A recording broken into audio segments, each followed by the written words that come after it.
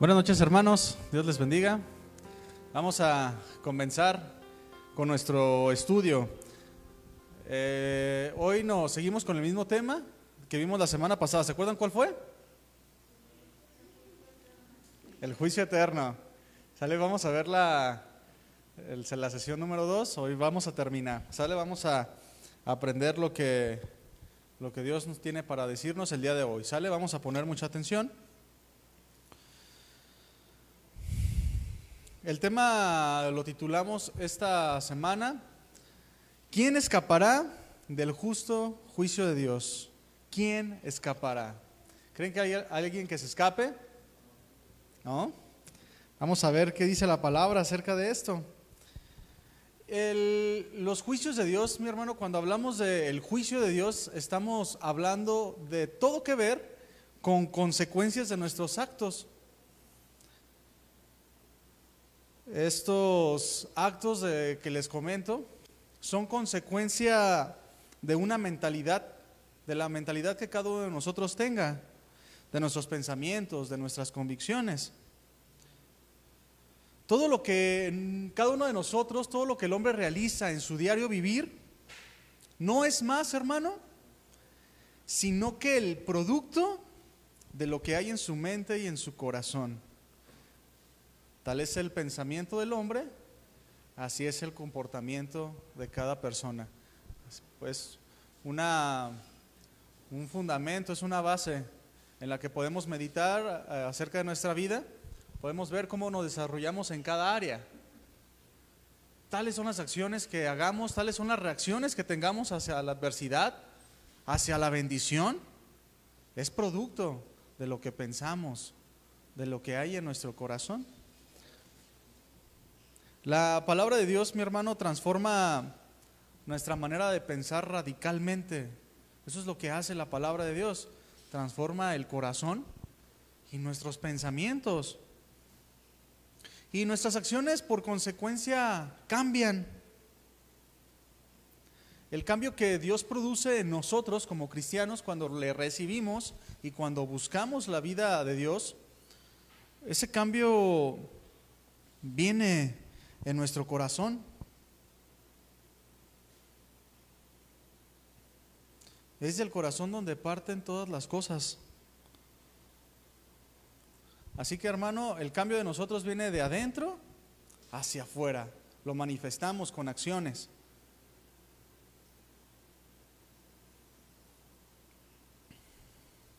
Es por eso, mi hermano, que si observamos todas las religiones o pensamientos del mundo, nos vamos a dar cuenta que esto es al revés. Tratan de cambiar las acciones de los hombres, pero no pueden cambiar el corazón. Tratan de cambiar de afuera hacia adentro. Buscan o quieren llevar a las personas a tener una paz, una plenitud externa, pero no pueden, porque no pueden cambiar el corazón. La plenitud, la estabilidad, la plenitud, el gozo, la paz, vienen del corazón del hombre y se manifiestan en nuestras conductas, en nuestras maneras de pensar. Por eso jamás una religión, un pensamiento fuera de Cristo puede producir acciones genuinas, nacidas de un corazón verdadero. Y depende de las acciones que hagamos, son las consecuencias que vamos a tener, porque va a llegar el día, para cada uno de nosotros llegará el día donde vamos a estar delante de Dios y nuestras obras serán juzgadas. Solo Dios tiene la autoridad para poder hacer juicio a los hombres, porque como vimos la semana pasada, es Dios quien conoce todas las cosas. No solo lo que hacemos a detalle, cada momento, cada segundo, cada minuto del día, sino que aún conoce las intenciones con las que hacemos las cosas. Por ejemplo, usted me puede ver aquí parado, puede verme en la congregación, y generalmente, en la manera de lo posible, terminando el servicio, siempre trato de saludarlos a los más que puedo. Si es que no tengo alguna tarea específica que me encomienden, ¿verdad? Por lo menos trato de sonreírles a todos, ¿verdad? Siempre trato de acercarme. Y ustedes me pueden ver y pueden pensar diversas cosas de mí. Pueden pensar diferentes cosas. Y hace unos días, hace tiempo de hecho, unos hermanos me hicieron una pregunta acerca de los juicios de Dios. ¿Cómo es que Dios obra? ¿Cómo es que Dios opera estos juicios? Y tenía una pregunta específica y yo les contesté estaban hablando de, oye, ¿cómo puedo saber si alguien es salvo o no? Y yo les ponía este ejemplo, y si ustedes me pueden ver a mí, ¿y ustedes qué piensan? Yo les preguntaba a ellos, ¿que soy salvo o no? Y ellos decían, pues yo creo que sí, yo creo que sí. Y yo les preguntaba, ¿y cómo pueden estar seguros si soy salvo o no? Si ustedes solo pueden ver las cosas externas de mí, solo pueden verme en ciertos momentos del día, cuando vengo a la congregación, pero ustedes no conocen mis pensamientos, mis intenciones, solo pueden ver mis acciones, escuchan mis palabras tal vez, pero no mis motivaciones, mis intenciones. Solo Dios tiene un justo juicio para todas las cosas, para cada uno de nosotros, porque no solamente Dios nos observa 24 horas al día, los 7 días de la semana, en todo tiempo, aun cuando dormimos. Él no solamente está presente en nuestro diario vivir, no solamente ve mis obras, sino que Él sí puede ver mis intenciones. Él puede ver cómo trato a mi esposa, pero no solamente ve cómo la trato, sino ve mi intención, ve mis motivaciones, ve cómo trato a mis hijos, ve cómo me conduzco en mi trabajo, en la congregación. Él lo ve todo y lo discierne todo.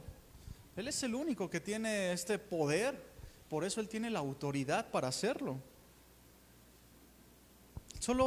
Solamente Dios puede dar un veredicto justo. Como aquel hombre, ¿verdad? Que falta el trabajo y cuando llega al siguiente día con el patrón lo cuestiona. Oye, ¿qué pasó? ¿Por qué? ¿Por qué faltaste? Y el trabajador con cara humilde dice, no, es que murió mi abuelita.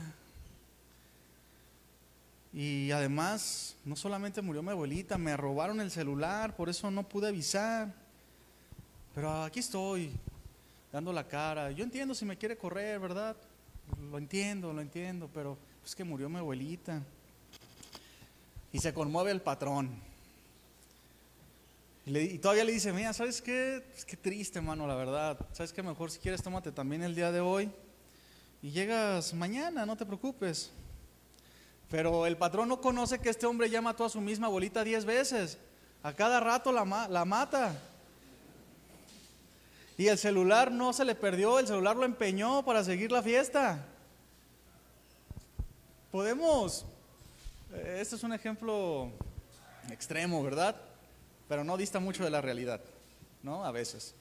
La realidad es que nosotros podemos decir, podemos fingir, pero solamente Dios conoce los corazones. Imagínate este mismo hombre del ejemplo, que llega a la presencia de Dios y le pregunta sobre ese día, oye, ¿qué pasó con aquel día que faltaste al trabajo? No le va a poder, y es que mi abuelita se murió. No, es imposible. No, es imposible, Dios conoce todas las cosas.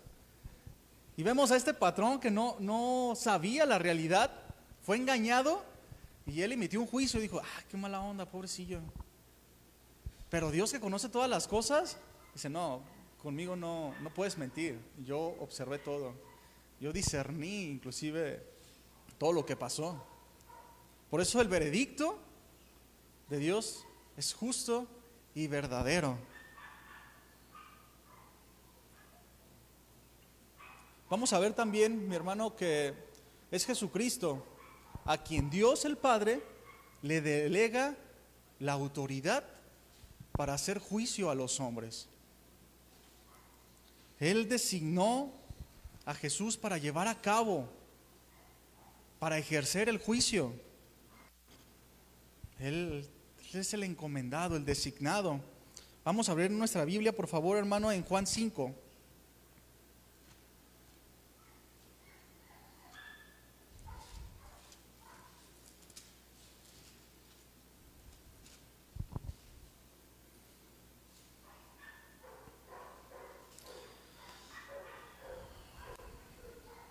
Vamos a leer Juan 5:22, dice: porque el Padre a nadie juzga, sino que todo juicio dio al Hijo, entregó a Jesús, para que todos honren al Hijo como honran al Padre. El que no honra al Hijo, no honra al Padre a que le envió, al Padre que le envió. Dios delegó a Jesús la autoridad del juicio, por cuanto Jesús mismo es Dios, participa de los mismos atributos de Dios. Él es la misma sustancia del Padre y tiene toda autoridad para juzgar con verdad. El versículo 26, nos vamos a saltar un poquito, dice: porque como el Padre tiene vida en sí mismo, así también ha dado al Hijo tener vida en sí mismo. 27, y también le dio autoridad de hacer juicio, por cuanto es el Hijo del Hombre. Esta frase, mi hermano, esta última frase, por cuanto es el Hijo del Hombre, se refiere a la humanidad que adoptó Jesús al venir aquí a la tierra. Jesús se hace como uno de nosotros y padeció la aflicción de la carne para que pudiéramos ver que Él se compadece de nosotros, y eso le da autoridad para juzgar. Ya no podemos decir frases, hermano, como: ay, es que Dios no me entiende. Sí, pues para Dios es fácil juzgar, pues Él es Dios, Él nunca se cansa. Él no sufre como nosotros sufrimos, ¿verdad? Trabajando. El día de ayer, desde antier yo me sentí un poquito mal. Estaba con el cuerpo cortado y todo eso. Y yo ya estaba estudiando estos pasajes. Y yo decía, ¿cuántas veces Jesús no se sentía bien cansado? Y Él iba y predicaba. Y se esforzaba, y sus jornadas eran largas. De tal manera que no podemos decir: Señor, no voy a la congregación porque tú entiendes que estoy bien cansado, ¿verdad? No vemos a Jesús diciéndole así al Padre: Señor, Padre, el día de hoy no voy a salir a predicar porque tú entiendes, estoy cansado. No, Dios envió a Jesucristo, se hizo como nosotros, carne, para que nosotros viéramos, se pudiera igualar a nosotros en cierta manera. Por eso Él tiene autoridad para juzgarnos, porque Él padeció todas las cosas, pero sin pecado, como dice la Escritura. Más adelante en el versículo 28, donde ahí mismo en los pasajes donde estamos, dice: no os maravilléis de esto, porque vendrá hora cuando todos los que están en los sepulcros oirán su voz, y los que hicieron lo bueno saldrán a resurrección de vida, mas los que hicieron lo malo a resurrección de condenación. Consecuencias de las obras de los hombres, con consecuencias eternas. Eso ya lo vimos, dice la Escritura, ¿verdad? Los que hicieron lo bueno para resurrección de vida eterna, mas los que hicieron lo malo a resurrección de condenación eterna. Daniel 12:2, no lo busca, hermano. Daniel 12:2 dice así también, en paralelo a este pasaje, dice: muchos de los que duermen en el polvo de la tierra serán despertados, unos para vida eterna y otros para vergüenza y confusión perpetua. Y ahí donde estamos en Juan 5 vamos a leer el versículo 30. La manera en la que Cristo juzga, dice, hablando Jesús, dice: no puedo yo hacer nada por mí mismo. Según oigo, así juzgo. Y mi juicio, ¿qué es? Justo, porque no busco mi voluntad, sino la voluntad del que me envió, la voluntad del Padre. Los juicios de Dios jamás serán arbitrarios ni parciales. Su juicio será justo y verdadero. Hay una historia que compartía uno de los pastores de Casa Oración ahí cuando estamos en el Instituto Bíblico, que decía es una historia verdadera. Un hombre que de esas tribus decían que esa tribu era gobernada por no sé cómo decirle, un rey, un gobernante. Y era muy estricto en la manera de gobernar. Una de las cosas que él aborrecía era la mentira. Era algo que él no toleraba, la mentira. Entonces, él gobernaba y era muy duro con las consecuencias cuando alguien hacía lo malo. Y todos vivían bien, vivían en orden. Y cierto día vienen algunos, no sé, súbditos, por así decirlo, algunos que tenía como encargados de estar supervisando las cosas, y le dicen, ¿sabes qué? Hay una persona, nos estamos dando cuenta, nos reportan que hay una persona que está robando, que está robando. Lo que este hombre aborrecía era el robo. Y decía, nos damos cuenta que una persona está robando. Y dice el rey, el gobernante enérgicamente, yo no permito en mi gobierno el robo. Busquen a esa persona que está robando y tráiganla ante mí, porque eso no puede pasar bajo mi autoridad. Búsquenla. Pasó el tiempo, empezaron a buscar, a indagar, a investigar, y dan con el ladrón. Y cuando se encuentran con este ladrón, dicen, híjole, se miran los unos a los otros y ya descubrimos quién es el ladrón.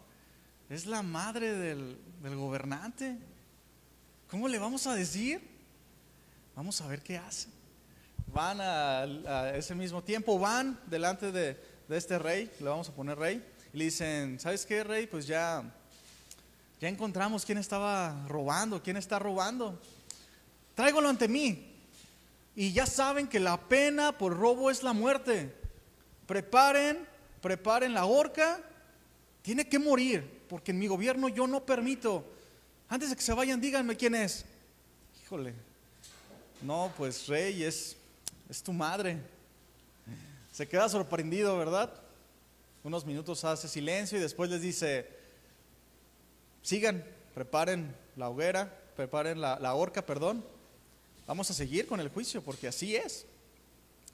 Ya agarran a la mujer, a la mamá del rey, la preparan para la horca, y el rey está sentado observando. La mamá reconoce que lo hizo. Ya está a punto de ejecutarse la sentencia, y la madre pide clemencia. No, perdón, no lo vuelvo a hacer. Ten piedad de mí, rey. Soy tu madre, ten piedad de mí. El rey no se inclina, dice que sigan. Y poco antes de que ya la mataran, levanta la mano el rey, dice, esperen. Se acerca a su madre y les dice a los que estaban ahí, a los verdugos, ¿sabe qué? Bajen a mi madre, yo voy a tomar su lugar, porque el castigo del robo es la muerte y tiene que ser pagado, pero yo voy a tomar su lugar. Qué impresionante, ¿verdad? Impresionante que esta es una historia real. Y los juicios de Dios son imparciales. Digo, esta es una historia, pero Dios en su perfección es imparcial. Dios a todos nos ama. Por eso Él dio su vida por nosotros. Pero sus juicios van a ser imparciales y van a ser verdaderos. De tal manera que no va a tener por inocente al culpable y no va a obtener por culpable al inocente. Porque no se puede, porque Dios conoce la verdad de todas las cosas. Y nosotros como cristianos, como hijos de Dios, hablamos la semana pasada cómo nosotros no tenemos un juicio como tal. No es que tengamos algún pase especial o algún fuero o alguna cosa similar, sino porque por cuanto hemos creído en el nombre de Dios, se hace efectiva en nosotros la vida de Jesús. Todo el juicio que llevó Jesús en la cruz, llevando el pecado de todos nosotros, libres de la condenación del pecado, pero de una manera inmerecida, no por méritos nuestros, sino por el mérito de Cristo en la cruz, que dio el pago justo. establecido por nuestra maldad, que era la muerte.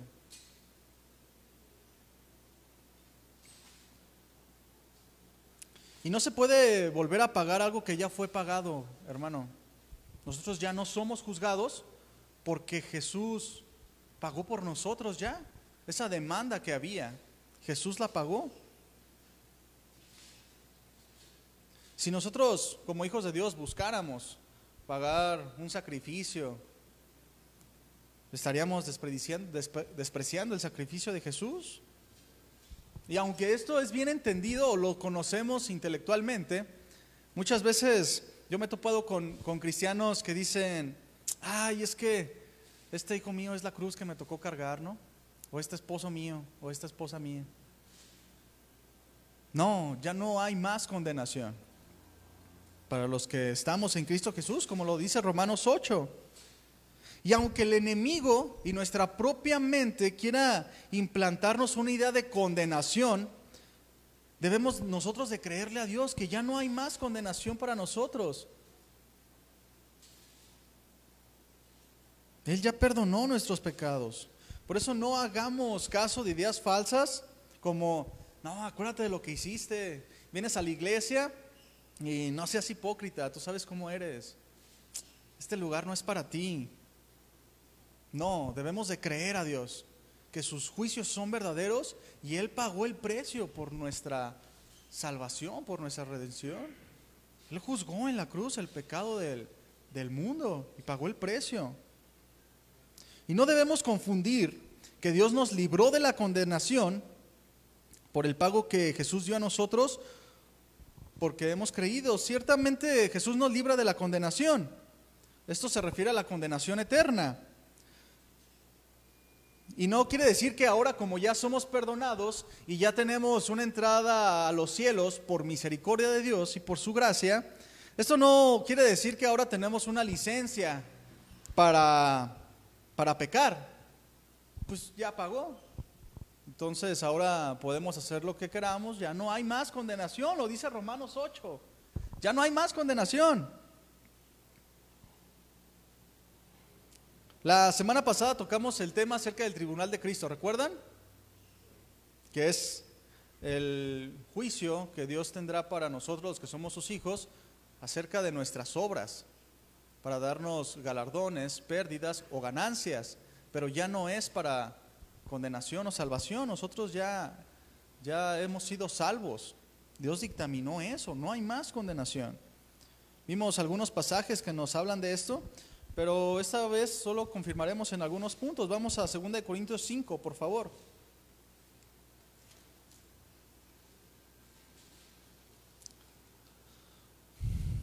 2 Corintios 5:10 dice así: porque es necesario que todos nosotros comparezcamos, nos presentemos ante el tribunal de Cristo, para que cada uno de nosotros reciba según lo que haya hecho mientras estaba en el cuerpo, sea bueno o sea malo. La primera frase de este versículo dice: es necesario, es decir, va a pasar.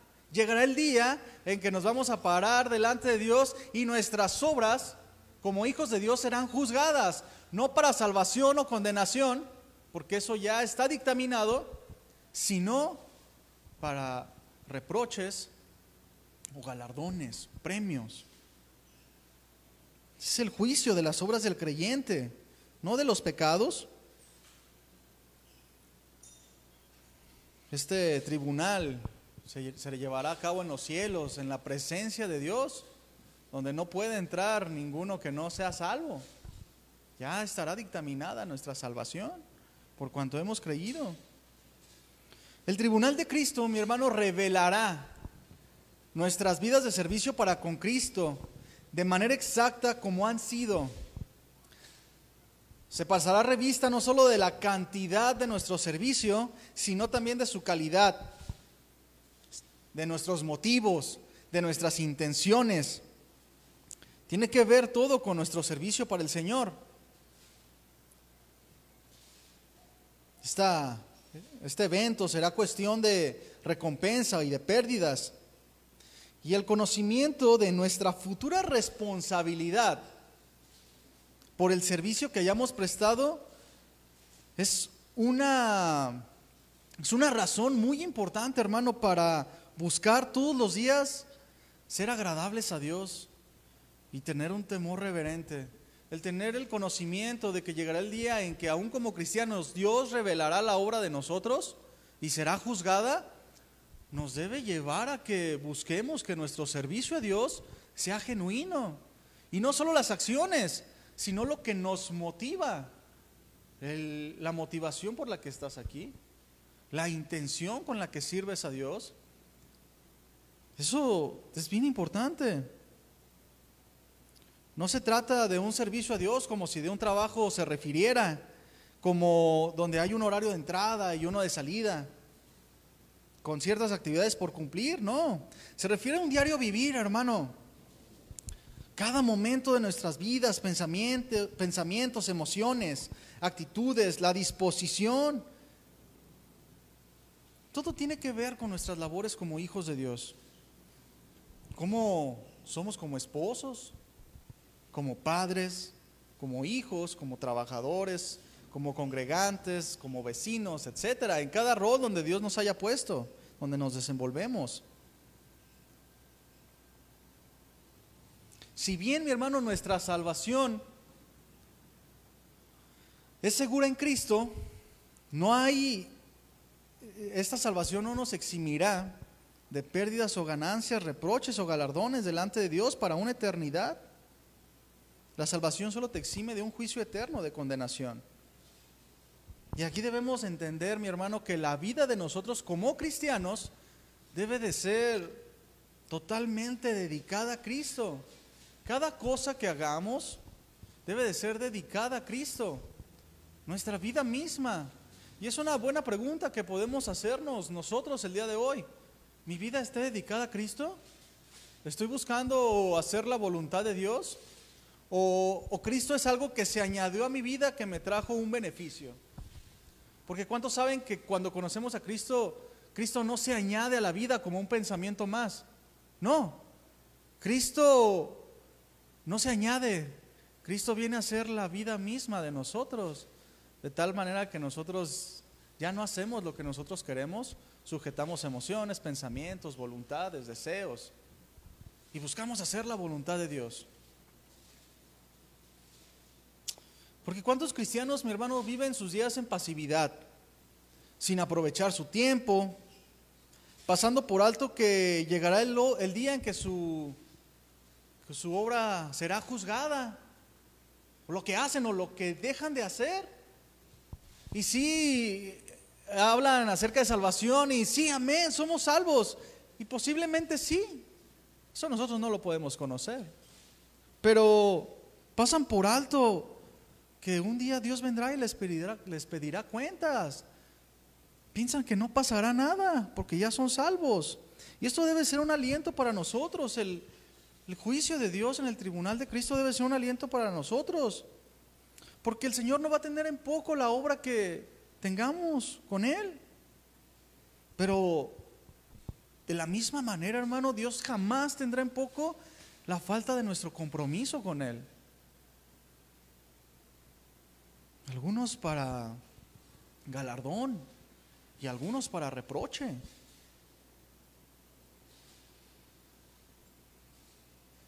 La palabra de Dios nos dice que debemos de dedicar nuestra vida a Cristo, a su evangelio. Así como Jesús dedicó su vida al cumplir la voluntad del Padre. No solo en aquel tiempo de Jesús, ¿verdad? No solo el día de descanso, el Shabbat, Jesús se metía a los lugares de reunión, a las sinagogas. No solamente esos días, no solo los miércoles que tengamos servicio, no solo cuando estemos en la congregación, todos los días y todo momento. Jesús está observando. Él tiene la autoridad para juzgarnos. Debemos de poner atención en qué hacemos y qué no hacemos. ¿En qué área Dios te está hablando para que cambies? Y no lo hemos hecho como Dios nos ministraba en la alabanza y la adoración. ¿Cuántas cosas no hemos puesto delante de Dios? Y Dios por medio de su Espíritu, y su conciencia nos las trae a la memoria. Nos revela en las áreas que Él nos está demandando cambiar, avanzar, madurar, y las dejamos pasar por alto. ¿Cuántas áreas no hay en nuestra vida? Pero el entender, el conocer y tener esta percepción de que Jesús juzgará la obra de todos nosotros, lo que hacemos y lo que no hacemos, nos debe llevar a alentarnos a trabajar. Primeramente nosotros en nuestro corazón, para de ahí partir todas las cosas, como veíamos, porque Jesús cambia el corazón y de ahí parten todas las obras.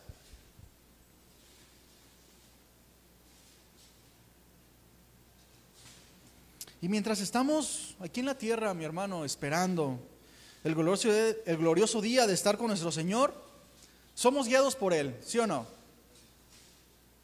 Somos gobernados por Él, estamos esperando nuestra habitación celestial, y mientras esto se cumple, ya somos declarados ciudadanos de los cielos, participantes de su reino, y esto es inmediato. Ahora vivimos en el reino de los cielos bajo la tutela de Dios y junto con nuestra familia espiritual, nuestros hermanos en Cristo. Voltea a ver a su alrededor. Somos una familia espiritual, ¿verdad? Trabajamos día a día. Así lo estableció Cristo. Somos un mismo cuerpo, una familia espiritual, y estamos esperando el regreso de nuestro Señor. Por tanto, Dios está al pendiente de nuestra vida y de nuestro comportamiento. Él es el que nos da aliento siempre. Y esto muchas veces implica disciplina en la vida de nosotros. Dios castiga la desobediencia, porque si bien llegará el día donde Dios juzgará las obras de todos nosotros como sus hijos, pero mientras que estamos en la tierra, Dios usa la disciplina en ocasiones para corregir, para provecho de nosotros mismos y de su iglesia, para la edificación, para alcanzar la madurez y un comportamiento digno. Imagínense qué tanto amor nos tiene Jesús, que no solamente vino a dar la vida por nosotros, soportó primeramente la humillación de tener un cuerpo humano, estando Él sobre todas las cosas, se vino y se humilló para ser semejante a nosotros.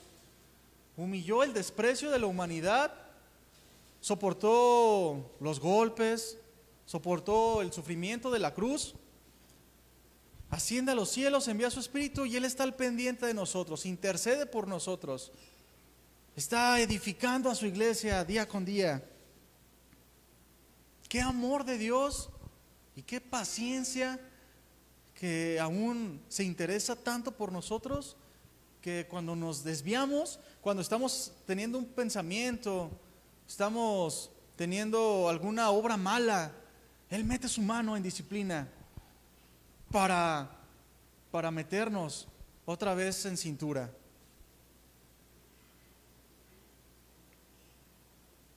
Hebreos 12:4, hermano, búscalo por favor.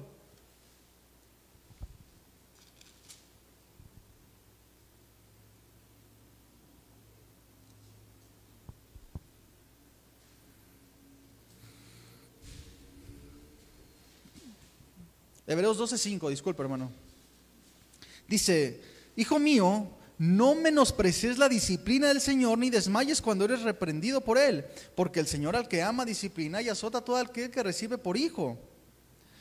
Si soportáis la disciplina, Dios os tratará como a hijos, porque ¿qué hijo es aquel a quien el Padre no disciplina? Pero si se os deja sin disciplina, de la cual todos han sido participantes, entonces sois bastardos y no hijos. Por otra parte, tuvimos a nuestros padres terrenales que nos disciplinaban y los venerábamos, los respetábamos. Pero ¿qué no obedeceremos mucho mejor al Padre de los Espíritus y viviremos? Y aquellos ciertamente por pocos días, está hablando de los padres terrenales, nos disciplinaban como a ellos les parecía. Pero para lo que nos es provechoso, para que participemos de su santidad. Es verdad que ninguna disciplina al presente parece ser causa de gozo, sino de tristeza, pero después que dé fruto apacible de justicia a los que en ella han sido ejercitados. Todos los que somos hijos de Dios estamos sujetos a su disciplina, Y su disciplina es una bendición.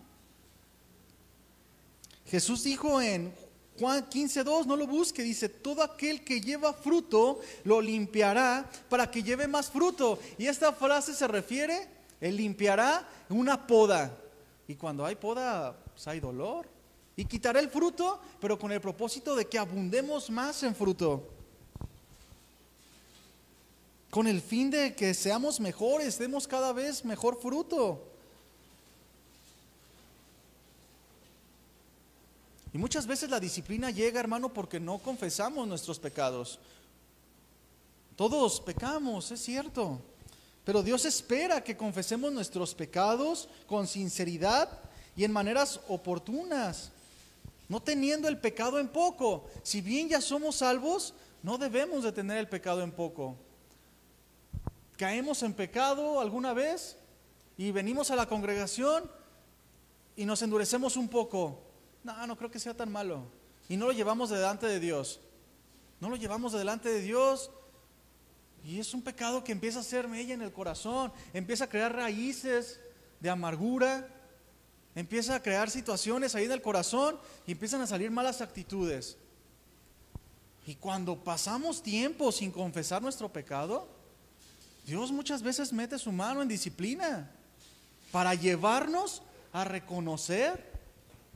No porque Él se deleite en lastimar a sus hijos. Dice la Escritura, porque Dios al que ama disciplina y azota al que tiene por hijo. Y esta palabra azotar en algún momento lo vimos en nuestros estudios, pero la palabra azotar, aunque suena fuerte, el original habla de un golpe que llega solamente al nivel de la piel, sin intención de lastimar profundamente. Es como un correctivo para que despiertes. De repente parece fuerte, ¿verdad? Pero no. La intención es que Dios nos haga reaccionar, nos haga volver en sí. ¡Ay, qué está pasando! Sí, la verdad le he estado regando. Esto no debe de ser así. Y Dios mete su disciplina. Cada uno de nosotros que somos parte del cuerpo de Cristo somos llamados a trabajar en el reino de Dios. No solo unos cuantos, hermano. No solo a los que Dios llamó pastores, maestros, evangelistas. No, todos nosotros hombres somos llamados a trabajar para Dios. Cada uno con las herramientas que Dios nos proveyó. Dones, habilidades, todos tenemos, ya lo hemos visto. Pero debemos de trabajar para el reino de Dios. Y muchas veces cuando un cristiano está pasivo, Dios se incomoda o te lleva a ver tu condición a través de la disciplina, a través de circunstancias para sacudirte y veas dónde estás parado. Dice 1 Corintios 3:9. 1 Corintios 3:9 dice: porque nosotros somos colaboradores de Dios y vosotros sois labranza de Dios, edificio de Dios. Conforme a la gracia de Dios que me ha sido dada, yo como perito arquitecto puse el fundamento, está hablando el apóstol Pablo, y otro edifica encima, pero cada uno mire, observe cómo sobreedifica.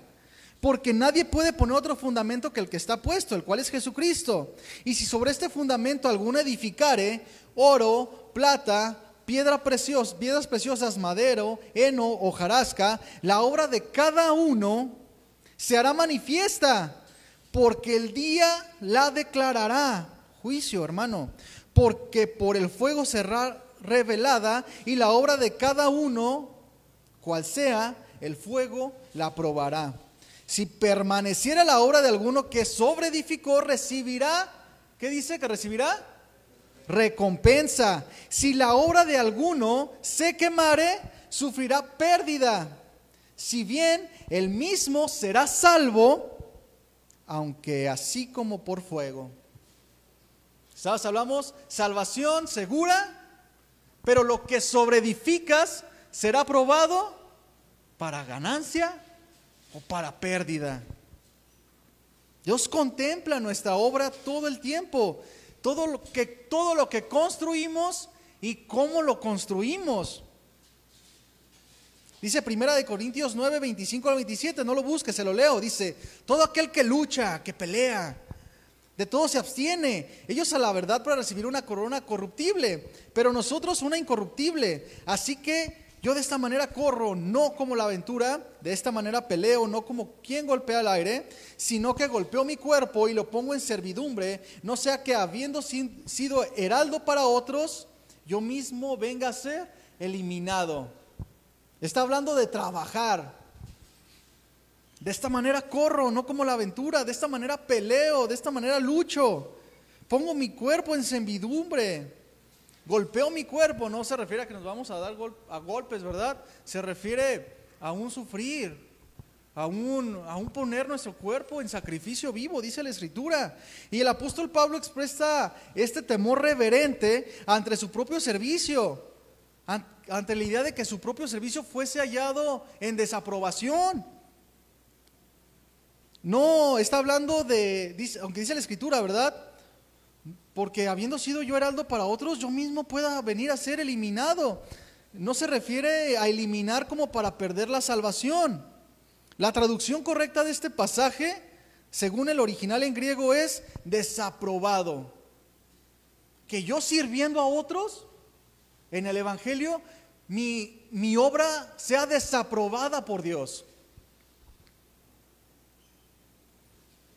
Es la misma palabra que se utiliza, esta palabra eliminado, que se usa aquí, es la misma palabra que se usa, pero de manera positiva en 2 de Timoteo 2:15. Dice, procura con diligencia presentarte a Dios aprobado. Y eso es lo que Dios busca de nosotros. Procuremos. Y la palabra procurar implica el trabajar, implica la obra, el movernos, no quedarnos estáticos. Se procura con diligencia presentarte a Dios aprobado.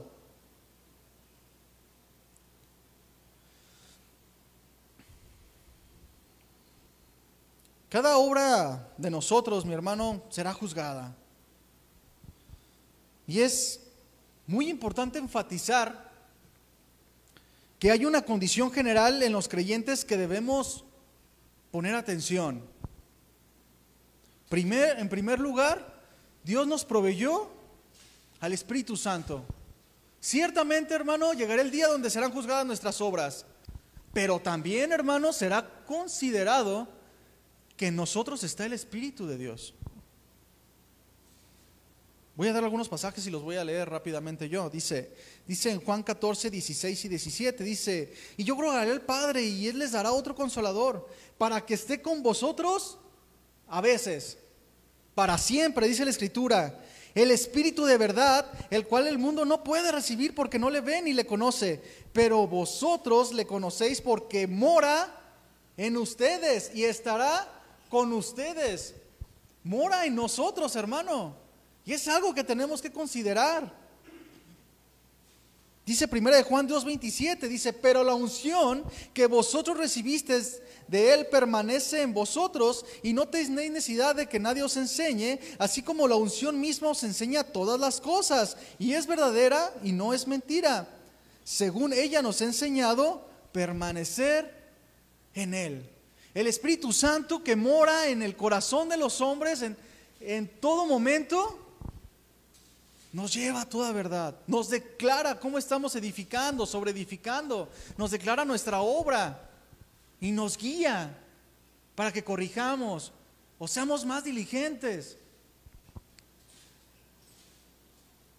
El Espíritu Santo que mora en nuestro corazón nos dirige, nos guía a toda la verdad, nos capacita para las tareas encomendadas, porque no solamente nos da las habilidades y el poder de Dios para vencer todas las cosas y caminar en su vida, sino que sustenta nuestro día a día. Es el poder sobrenatural de Dios en nosotros, hermano. El que pone el querer como el hacer por su buena voluntad. El que nos redarguye cuando fallamos. No hay manera de que en el Hijo de Dios, el Espíritu Santo, deje de trabajar en nosotros. Si bien sí lo podemos contristar, cuando el Espíritu Santo que mora en nosotros nos está redarguyendo, no, es que por ahí no es que busca esto, sé diligente, lee la Escritura, échale más ganas, Y nosotros lo contristamos al endurecernos y no hacerle caso. Si viene el Espíritu Santo en el Hijo de Dios, siempre trabajará, pero nosotros no somos los que siempre trabajamos. Nosotros no siempre somos los que hacemos caso. Nosotros tenemos el decidir obedecer o no obedecer la guía del Espíritu. Y es un sello que no puede ser removido en nosotros. Es el Espíritu Santo el que da poder al creyente para hacer todas las cosas que Dios demanda, hacer tareas específicas. El Espíritu Santo que da poder para amar, el que da poder para perdonar. Y de repente está el hermano creyente que no quiere perdonar. Y es que no puedo, no, sí puedes. El Espíritu Santo que mora en ti te da esa autoridad, ese poder, ese sustento. Pero tú decides no hacer y lo contristas. Y el Espíritu Santo te habla y vienes a la iglesia y te vuelve a hablar, perdona. Y estás ahí, perdona, y siempre te habla de perdonar. Pero tú no obedeces. Y el Espíritu Santo siempre está trabajando en nosotros.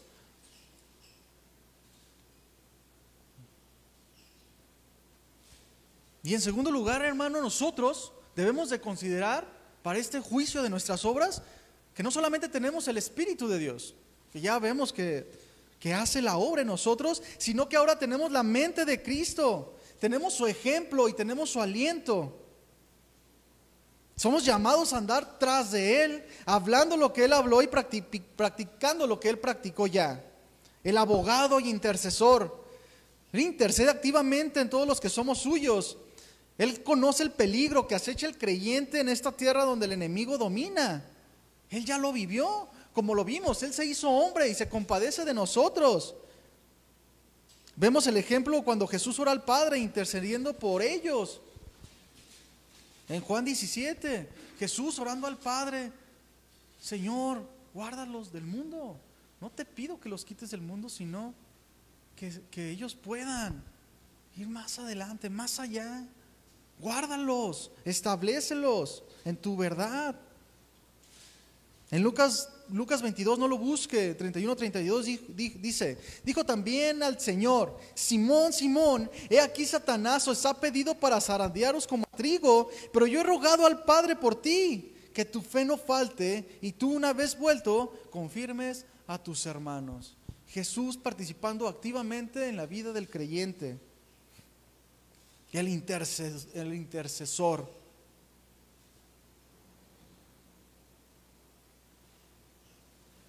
Dice en Hebreos 7, no lo busquen, el 25 dice: por lo cual puede también salvar perpetuamente a los que por Él se acercan a Dios, hablando de Jesucristo, viviendo siempre para interceder por ellos. Jesús intercede por nosotros. Dice 1 Corintios 2:16, porque ¿quién conoce la mente del Señor? ¿O quién la instruirá? Y luego dice: mas nosotros tenemos la mente de Cristo. Conocemos los pensamientos de Dios, su voluntad de Dios a través de la Escritura. Está puesta a tu disposición. Ahora tienes la mente de Cristo. Ciertamente todos nosotros, mis hermanos, tenemos un impulso al pecado del cual no podemos librarnos hasta el día que estemos con el Señor. Pero la Escritura nos muestra que mayor es el que está en nosotros que el que está en el mundo.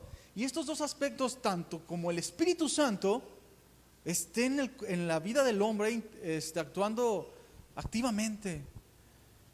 Tanto que Jesús interceda y tengamos su mente y participemos de sus bendiciones, son cosas a observar, que serán tomadas en cuenta en el juicio de Dios, porque no solamente Dios nos envía como, no, pues ahí ustedes echen las ganas, prediquen el Evangelio. No, sino que sustenta el llamado que nos hizo a todos nosotros. Nos capacita, nos da poder de Dios, nos da su Espíritu.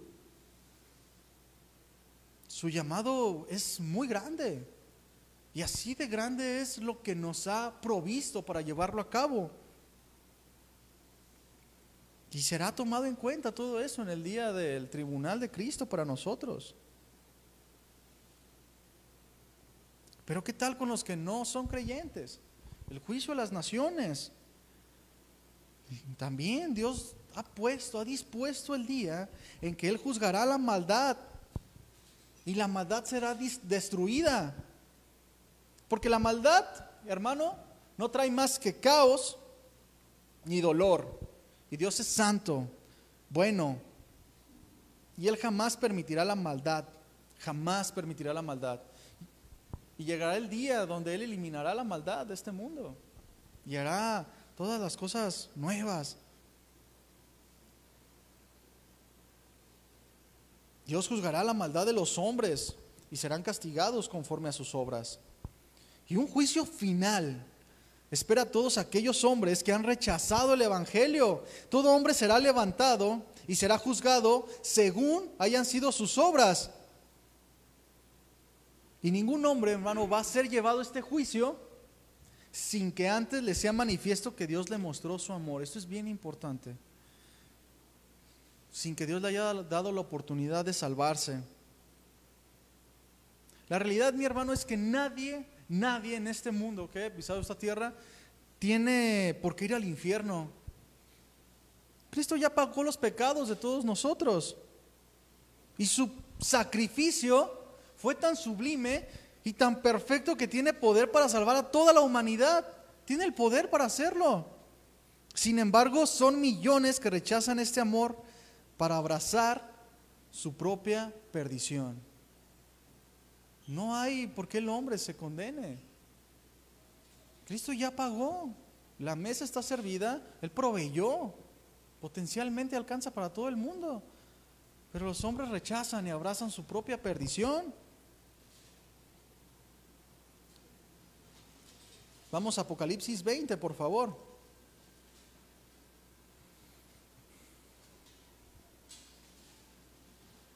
Apocalipsis 20:12 dice así: y vi a los muertos grandes y pequeños de pie ante Dios, y los libros fueron abiertos, y otro libro fue abierto, el cual es el libro de la vida, y fueron juzgados los muertos por las cosas que estaban escritas en los libros según sus obras. Y el mar entregó a los muertos que había en él, y la muerte del Hades entregaron a los muertos que había en ellos, y fueron juzgados cada uno según sus obras. Todos los hombres se levantarán el día que Dios determinó y serán juzgados por sus obras. Por su parte, Juan 5:28, no lo busque, dice: porque vendrá la hora cuando todos los que están en los sepulcros oirán su voz, y los que hicieron lo bueno saldrán a resurrección de vida, mas los que hicieron lo malo a resurrección de condenación. Es un día impactante, un día de juicio, de condenación. Y hay una gloriosa verdad en esto, una verdad que nos debe motivar, mi hermano, que nosotros debemos, es nuestra responsabilidad salir y predicar.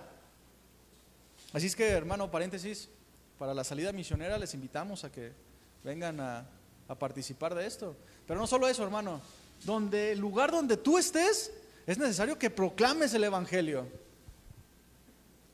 Nos debe llevar este entendimiento del juicio eterno a que debemos movernos, predicar a las almas que están acumulando ira para ese día final, para que se puedan salvar. Mientras haya vida, tienen la oportunidad de librarse de la condenación eterna. Solo hay salvación en Cristo y por medio de Él. Fuera de Jesús no hay salvación, es lo que debemos de predicar. Y vamos a Romanos, por favor, a Romanos 2, vamos a verlo rápidamente. Romanos 2:1 dice: por lo cual eres inexcusable, oh hombre, quien quiera que seas tú que juzgas, pues en lo que juzgas a otro, te condenas a ti mismo, porque tú que juzgas, haces lo mismo. Aquí la primera frase que nos dice este pasaje dice: eres inexcusable. No hay excusa para ningún hombre. Todo hombre que ha pisado esta tierra no tiene excusa delante de Dios en el juicio, porque entienden. Vimos la semana pasada cómo Dios puso eternidad en nuestro corazón Y cómo todos los hombres somos dotados con conciencia, que nos hacen saber que habrá un juicio. Específicamente en este pasaje el apóstol Pablo se está refiriendo a los judíos, que ellos pensaban que no serían juzgados por el simple hecho de ser judíos, y se paraban a juzgar a los demás pensando que ellos, por hacer buenas obras, por ser pueblo de Dios, no serían juzgados. Y les dice el apóstol Pablo: es que ustedes no tienen excusa, porque ustedes hacen lo mismo. Y no porque hagan buenas obras, y no porque sean buenas personas, ellos creían, no serán juzgados. Todos los hombres serán juzgados, no hay excusa. Estos hombres que se creían superiores a los demás por las obras que hacían. Como el hombre que nos dice la Escritura, no vamos a buscar la historia para no tardarnos tanto. En Lucas 18, el joven que se acerca a Jesús y le dice: Señor bueno, ¿por qué me llamas bueno si solo hay uno bueno y es Dios? Dice: ¿qué puedo hacer para alcanzar la vida eterna? Él reconoce que no tenía la vida eterna. Dice: los mandamientos sabes. Y Jesús le empieza a dar la lista. Y la respuesta bien impresionante: todo esto lo he guardado desde mi juventud. O sea, moralmente era una persona perfecta, era una buena persona. Pero quiere seguir a Jesús, y Jesús pone el precio. Y él se entristece, dice: ve, vende todo lo que tienes y sígueme. Y le pesó porque tenía muchas posesiones. Vemos cómo no hay excusa. Todos los hombres saben que habrá un juicio.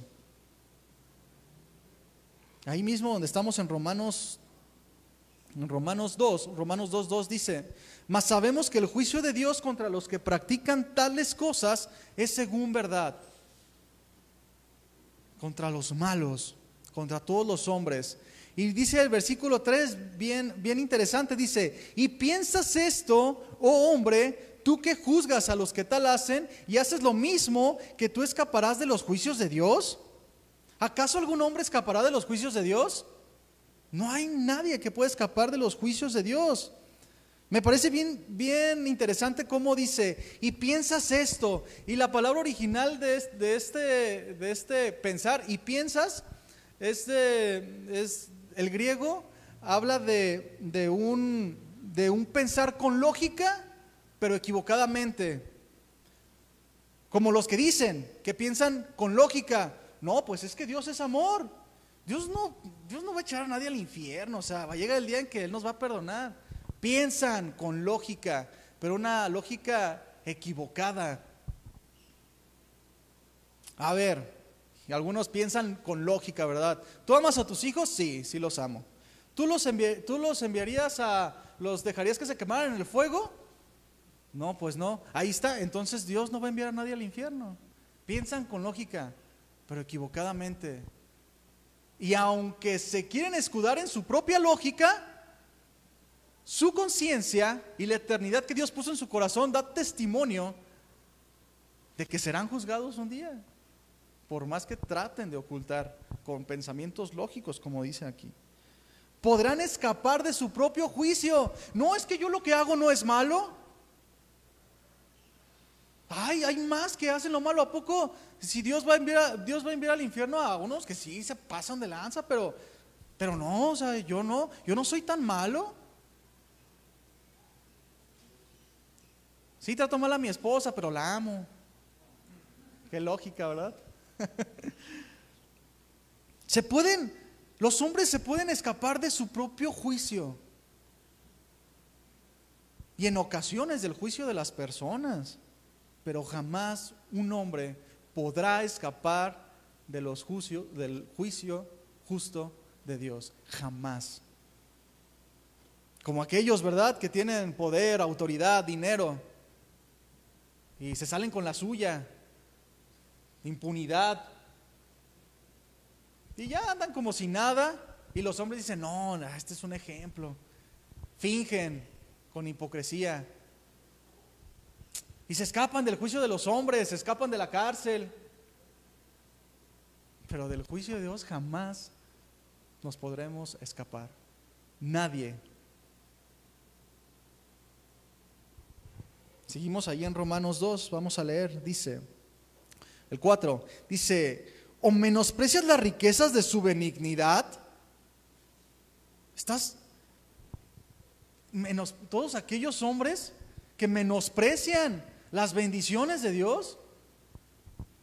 Sigue ahí, dice, su paciencia y longanimidad, ignorando que su benignidad te guía al arrepentimiento. Qué bueno es Dios. Dios nos da bendiciones. Dios nos tiene paciencia a todos los hombres y es longánime.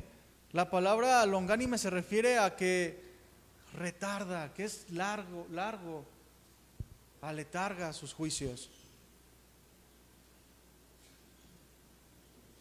Y luego dice, ignorando que su benignidad te guía al arrepentimiento. Y muchos, Dios tiene paciencia con todos y aún se burlan. No pasa nada. Si yo ya hice esto y esto, ¿qué va a pasar? Eso es una mentira, eso de los juicios de Dios. Aquí en la tierra se paga lo que haces. Es una mentira. Desprecian la paciencia de Dios. Desprecian sus bendiciones. Y luego dice el 5, pero por tu dureza y por tu corazón no arrepentido. ¿A qué se refiere por la dureza? Cuando Dios habla a los hombres, a mí no me interesa, no quiero cambiar. No es cierto. Dureza. Un corazón duro es un corazón que jamás se va a arrepentir. Ahí está la persona que tú llegas y le predicas y se burla de ti. Endurece su corazón a la voz de Dios. Dice, pero por tu dureza y tú por tu corazón no arrepentido, atesoras, reúnes para ti mismo ira para el día de la ira y de la revelación del justo juicio de Dios. Dios es longánime, es paciente, con el propósito de que el hombre se arrepienta. Pero el hombre que pasa por alto esto, atesorará ira para el día del juicio final y jamás podrá escaparse. Y el versículo 6 dice, el cual pagará a cada uno conforme a sus obras. Vida eterna a los que perseveraron en bien hacer, buscan gloria y honra e inmortalidad. Pero ira y enojo a los que son contenciosos y no obedecen a la verdad, sino que obedecen a la injusticia. Tribulación y angustia sobre todo ser humano que hace lo malo, el judío primeramente y también el griego. Pero gloria y honra y paz a todo el que hace lo bueno, el judío primeramente y también el griego. Porque no hay acepción de personas para con Dios.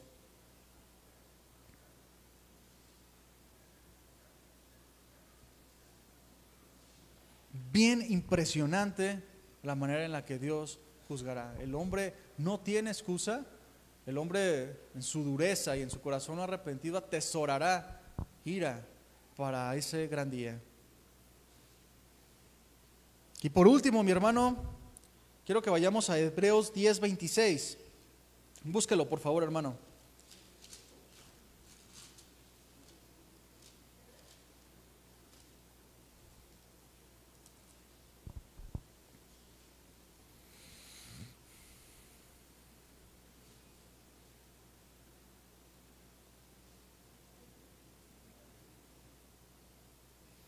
Hebreos 10:26 al 31 dice, escucha, hermano, pues si pecaremos voluntariamente, después recibido el conocimiento de la verdad, ya no queda más sacrificio por los pecados.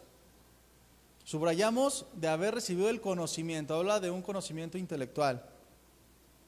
27. Sin una horrenda expectación de juicio y de hervor de fuego que ha de devorar a los adversarios. ¿A los adversarios de quién? De Dios. A los que han rechazado. ¿Qué quiere decir estos pasajes? Después de que Cristo muestra su amor a los hombres, muestra su amor a través de la cruz, y el hombre, el ser humano rechaza deliberadamente y persiste en pecar, ya no queda más que hacer. Solo una horrenda expectación de juicio.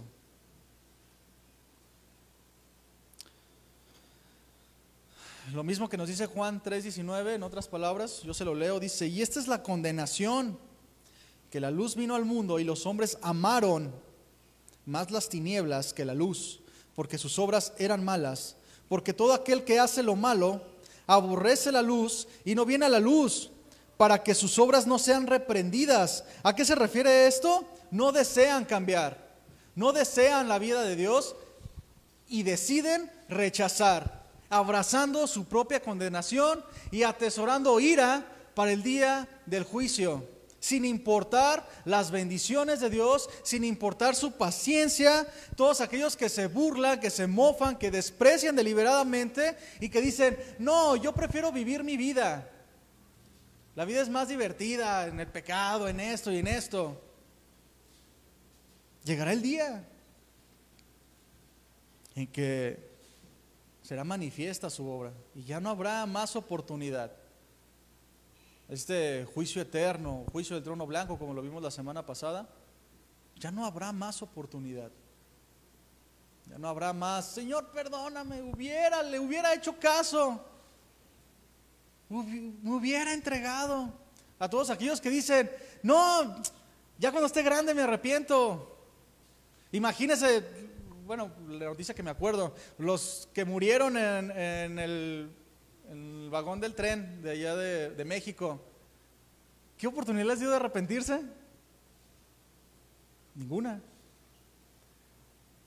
Pero cabe resaltar que todos aquellos hombres que mueren, Dios les da la oportunidad de aceptarlo.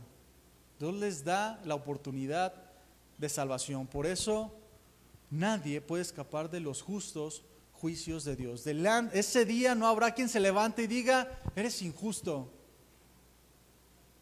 No habrá quien diga algo. Cada uno aceptará su condenación, su pago por sus acciones.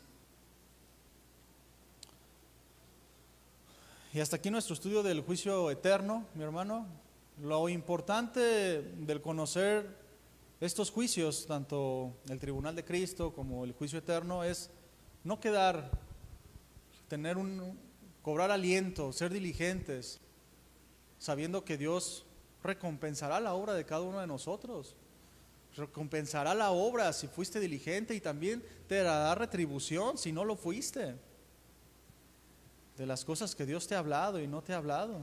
Y también es un aliento para que podamos llevar por obra el evangelio a los que no son salvos, porque sabemos lo que les espera. Ellos no entienden, ellos se burlan a lo mejor, o a lo mejor no lo conocen, pero nosotros que sí lo conocemos debemos llevar estas noticias, darles a conocer la gloriosa salvación del Señor. Póngase de pie, hermano.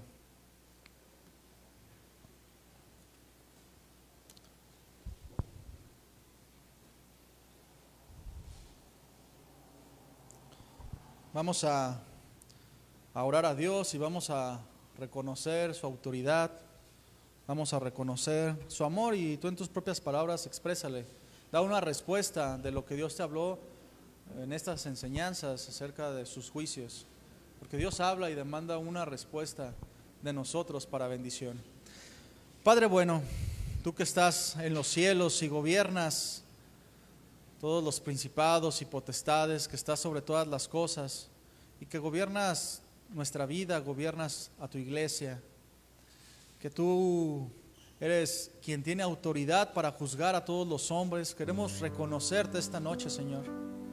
que tú eres el juez idóneo, que tú eres el juez justo, y que en ti encomendamos nuestra alma, Señor, sabiendo que tú pagarás nuestras obras conforme lo que hemos hecho, que no eres injusto para tener en poco lo que hacemos, y lo que hemos recibido lo recibimos por tu misericordia, por tu gracia, y nos has enviado tu Espíritu. Primeramente nos enviaste a Jesucristo y nos capacita con poder de Dios para llevar a cabo el ministerio que nos pusiste en nuestras manos, el llevar tu salvación a todos los hombres. Queremos decirte que no vamos a callar, Señor. Queremos ser diligentes como tú. No queremos poner excusas, no queremos escondernos, no queremos esconder nuestras iniquidades. Queremos presentarnos delante de ti. Aquí está nuestro corazón para que tú hables. Líbranos de los pecados ocultos, Señor, que hacen raíces de amargura en nuestro corazón, que nos detienen, que nos incapacitan para vivir esta vida piadosa, esta vida sobrenatural.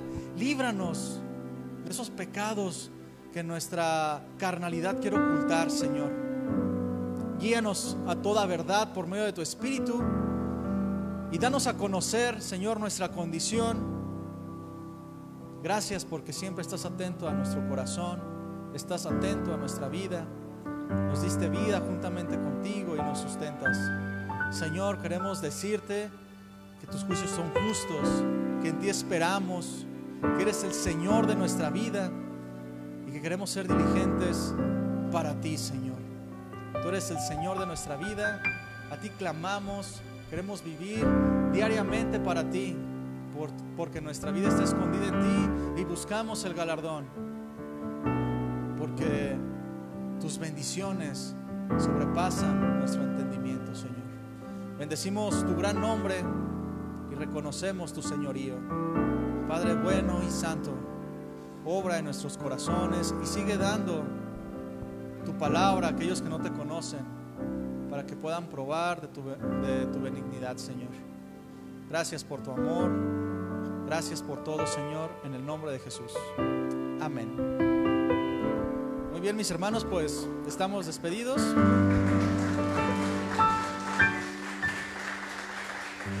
Que Dios les bendiga. Y varones, este viernes, ¿sale? Esposas, manden a sus esposos. Dios les bendiga.